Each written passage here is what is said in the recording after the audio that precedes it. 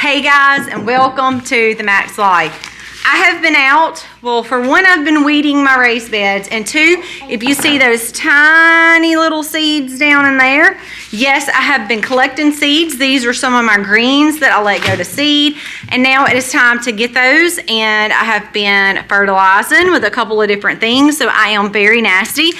The next things I'm headed out to get is I have a wild lettuce going to seed, and I also have carrots going to seed. So I'm going to collect some of those. You guys have heard me talk about seed collecting, and I think it is so important to start off with some seeds. Survival Garden Seeds has amazing seeds. Most of what I'm going to collect, minus the wild lettuce, the carrots are from Survival Garden Seed, and the greens as well. So you guys see me plant using Survival Garden Seeds. It grows up. I've been collecting seeds for quite some time now. However, if you don't know what to do, guys, Survival Garden Seeds has seed saving instructions on the package. You really cannot get any better than that.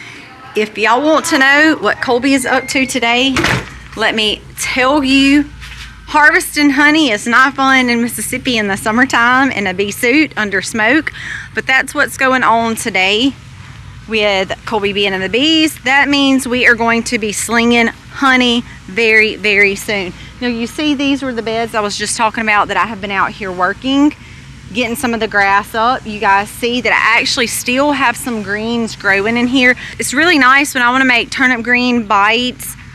Even though these are mustards, I have interchanged those out before with no problem at all. Come out here, pick some leaves, get those cooked down, get those made into some balls with cream cheese and cheese, salt, pepper, garlic and onion flavor. Get those put in a batter and drop those in the deep fryer. Y'all, that is where it's at. Back to collecting seeds. So there was a mustard here that was growing up kind of like this one that you see, and had a big flower at the top. Those flowers turned to seed pods. I just pulled those up, actually just chunked them over the fence because next time Colby mows, they will just get mowed right into the grass.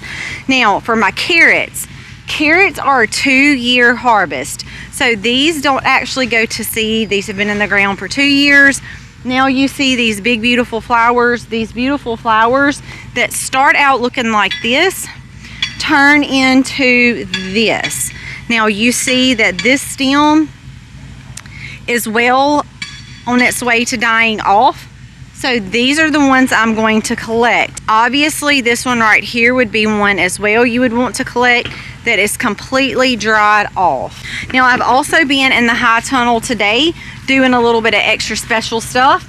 So I have had a harder time now that the rabbits are way up in the other barn. Collecting their manure, getting it in a bucket, getting it down here by myself is a little bit of a challenge, especially when it has any kind of water in it. Stinky, stinky mess, and it is very hard. So usually I can't do that unless Colby is with me. So last time I was at the feed store, I actually just picked up some fish emulsion, and I have been using a little bit of that in the water with some comfrey. I'll show y'all that. Comfrey is actually a wonderful fertilizer as well. So if I'm not using it to make a salve and my plant is just growing and showing out like it has been, I take those leaves off, tear them up into small pieces, throw them down in the water, and y'all, if we had smell-o-vision, you would not want to be standing right here because it does not smell wonderful. So I have been taking that a couple of times a week. I will fill this bucket up right here and go through where my tomatoes are planted in these big buckets and give them a good boost. As the same thing with my cucumbers over there. I also have some peppers growing here and peppers here behind me. So kind of what's going on in the high tunnel. And y'all just missed Colby. If you look right past the high tunnel is the bees. He's finished these hives over here. Where we split our hives is on the other side of the property. We call those walkway hives. And those is where he is heading to right now. But right now I'm supposed to jump into the carrot harvesting. I'm going to get the wild lettuce. If you see it right over there, it is also going to seed, and I need to go ahead and start collecting those things. So that is kind of what's on the agenda for today, and you guys are going to be seeing us harvesting some honey, which is one of my favorite things to do. It is a lot of work, but it is so rewarding because it yields such a yummy treat.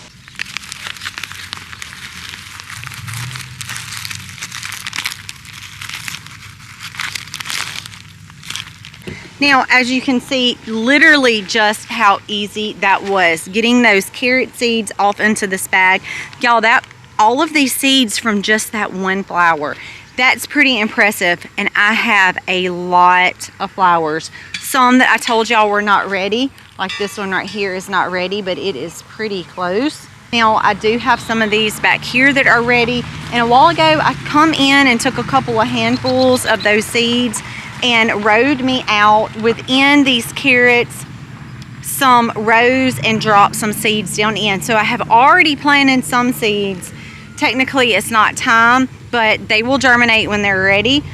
And I'm going to collect the rest to take inside just in case something happens to this ground and the seeds don't germinate for whatever reason. Y'all, now that I have my seeds, one thing that you want to remember, now I am just collecting in these gallon Ziploc bags because they are very big and easy to collect in.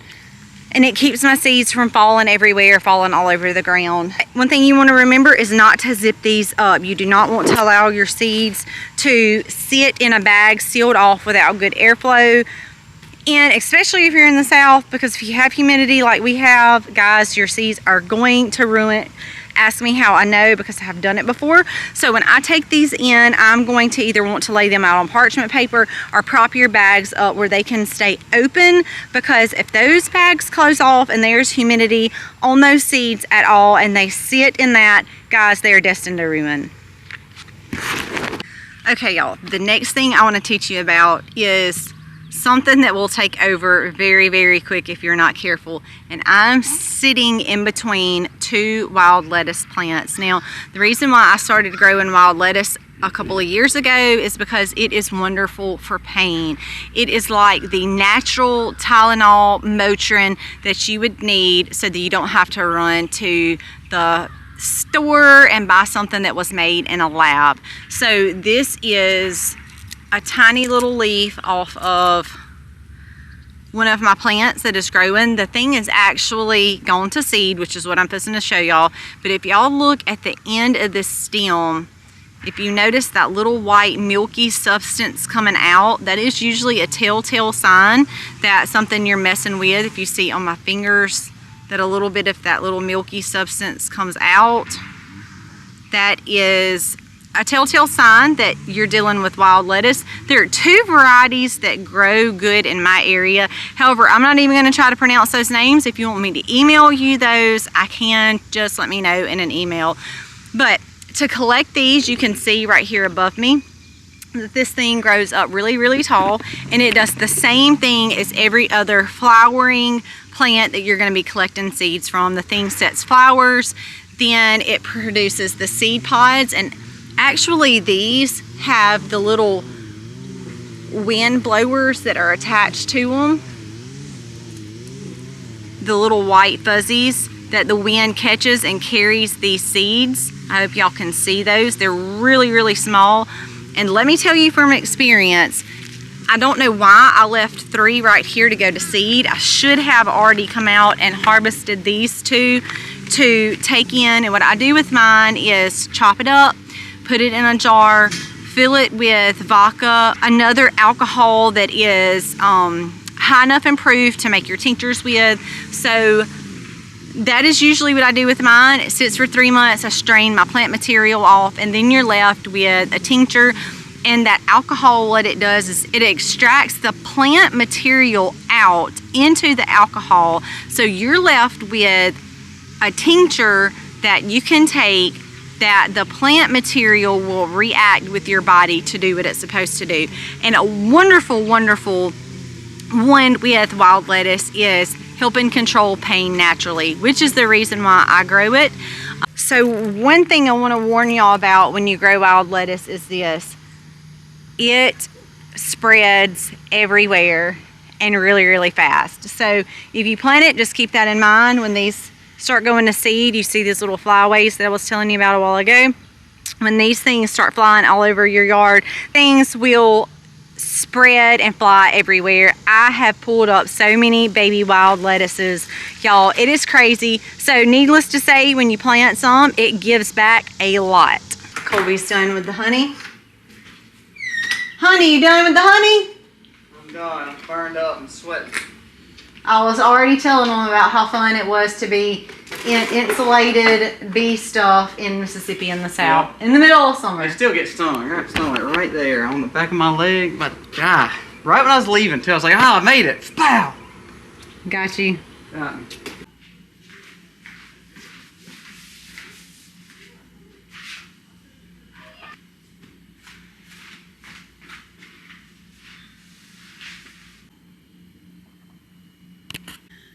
Okay, y'all, today is the day that I have been waiting for a really, really long time, because this has actually been much needed. But you guys just saw the honey come in, and before things get wild and crazy in here, I'm going to be shifting around some jars, starting to label my shelves and get organized. Now, I have a lot of freeze-dried and dehydrated herbs that I use as well. Most of them are for seasoning in the kitchen. However, some I do use for medicine as well. So I'm going to be going through and kind of sorting out how I want to hash this out and what I want it to look like. I also have some 5-gallon buckets that I've kind of had here and there and everywhere. I have some up in the attic, some in my pantry, some have been in the laundry room. So to gather all of those up, I'm also going to be arranging those, labeling those with what they are so that I can easily access and see what those things are. So a lot of organization is about to go on here. I'm going to be up in the attic and in the pantry pulling those things out and sorting those out. I know for sure I won't get it all done today because it is just such a big project, but I want to go ahead and take a step in that direction to try to get some of this under my belt.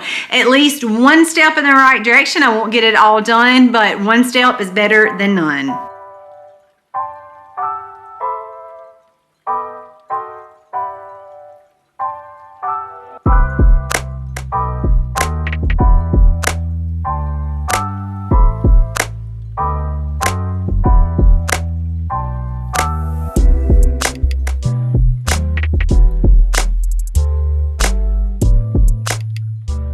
Guys, that is all I'm going to get to today. You just saw me add some jars from that was in my pantry really in the way.